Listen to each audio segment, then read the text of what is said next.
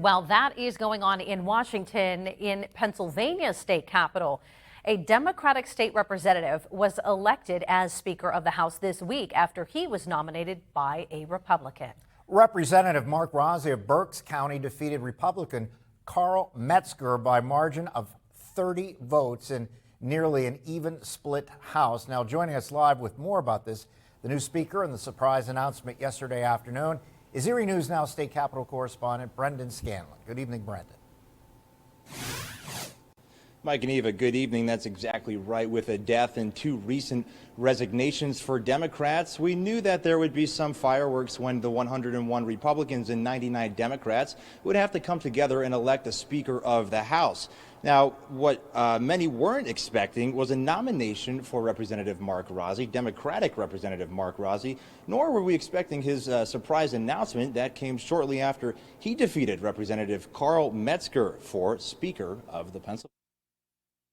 The Commonwealth that is home to Independence Hall will now be home to this Commonwealth's first independent Speaker of the House. Speaker Mark Rossi shocked both sides Tuesday with his announcement to serve as an independent speaker. I do not intend to caucus with either party on the legislative happenings of the House. Rossi is well known for his advocacy to support victims of childhood sexual abuse. Create a 2-year window for child sex abuse victims who could not file lawsuits before. A survivor of Catholic clergy abuse himself, Rossi worked closely with Republican Jim Gregory and others to support bipartisan bills that mirrored the grand jury's recommendations after its investigation into abuse by Catholic clergy. Gregory nominated Rossi and says he has what it takes to lead as Speaker. We need a Speaker like Representative Rossi, who has a proven history of making tough decisions for people over politics. Lawmakers on both sides were anticipating a wide variety of scenarios to unfold yesterday, but it's safe to say an independent speaker was not on the list. We knew the dynamics were going to be interesting. Representative Clint Allard says an independent speaker could prevent gridlock. I'm cautiously optimistic. I want to see good things. I want to see good policies moving forward in Pennsylvania. That's a sign of a healthy democracy. It's unprecedented, but it may be just what the lower chamber needs, according to Dr. Jeffrey Bloodworth. And this is a case of where